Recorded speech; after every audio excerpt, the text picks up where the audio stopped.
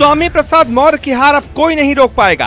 सियासत में पहले बदनामी, अब हार कर कहां जाएंगे।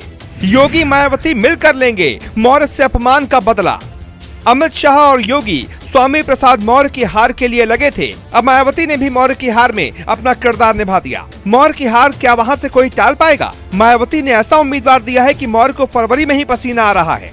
स्वामी प्रसाद मौर्य हार की डर से फाजिल नगर गए थे, लेकिन फाजिल नगर में तो उनकी सांसें ही अटक गईं। ऐसा लगता है मायावती और योगी आदित्यनाथ एक साथ मिलकर मौर्य को हराने का वादा कर चुके हैं। मायावती का एक एक उम्मीदवार कई नामी चेहरों की हवाइयां उड़ा रहा है। खबर सुनकर आप भी कहेंगे कि अब स्वामी का बचना मुश्किल ही नहीं नामुमकिन है। हवा में उड़ने वाले स्वामी इतनी ऊंचाई से नीचे गिरेंगे, इसका अंदाजा किसी को नहीं था। इसमें 3 खबर हैं, एक एक करके सुनिए।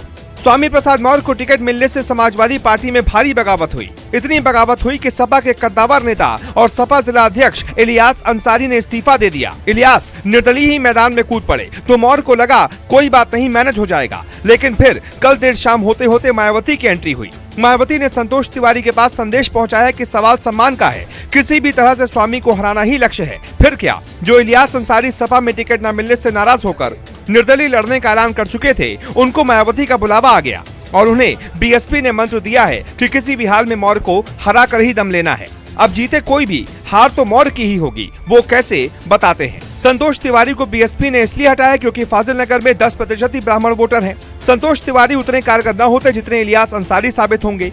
अब बीजेपी, बसपा और सपा के बीच फाजिल नगर का मुकाबला त्रिकोणीय हो गया है। इलियास अंसारी का बीएसपी के टिकट पर आना बताता है कि मायावती भी मौर्य के पीछे हाथ धोकर पड़ी हैं और सिर्फ हार देखना चाहती हैं। क्योंकि जब मौर्य बीजेपी से बागी हुए थे तो उन्होंने दावा किया था कि उनकी वजह से ही मायावती मुख्यमंत्री बनी।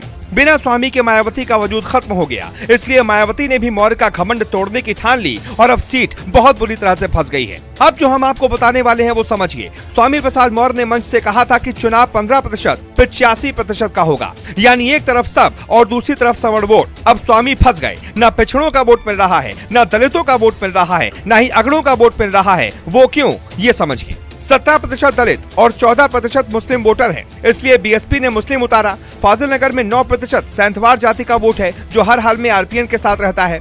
फाजिल नगर में 25% सवर्ण वोट है। स्वामी ने सवर्णों को भी सपा के मंच से ललकारा था। 25% के साथ 9% सैंथवार, 10% कुशवाहा। शायद ही मौर्य के साथ जाएगा क्योंकि बीजेपी का उम्मीदवार कुशवाहा है और सैंथवार जाति के लिए बीजेपी के साथ आरपीएन है। दलित और मुस्लिम मिलकर कुल वोट होता है 21%, जिसके लिए बीएसपी ने मुस्लिम उतारा। अब ऐसे में स्वामी प्रसाद मौर्य का बेस वोटर यादव सिर्फ 5000 रह गया है। अब आप बताइए क्या होगा। अब मायावती ने उम्मीदवार बदला है तो बात तो कुछ होगी ही। इलियास अंसारी के साथ 2 बात है। पहले, वो सपा के बागी हैं तो सपा का वोट भी उनके साथ होगा। दूसरा, वो बीएसपी के उम्मीदवार हैं तो मुस्लिम और दलित भी मायावती के साथ फाजिल नगर में जा सकते हैं। ऐसे में स्वामी प्रसाद मौर्य के पास पछताने के अलावा कुछ बचा ही नहीं है। हालांकि नतीजे कुछ भी हो सकते हैं, पर आकलन ये कहता है कि सियासत में डिप्टी सीएम बनने का ख्वाब देखने वाले मौर्य को 2 मुख्यमंत्री से पंगा नहीं लेना चाहिए था। पहला मायावती, फिर योगी। अब अकेले मुख्यमंत्री अखिलेश भी क्या कर लेंगे। स्वामी अपनी चाल में फंस गए, अटक गए और सियासत से निकलने का भविष्य दिख रहा है। Bureau report.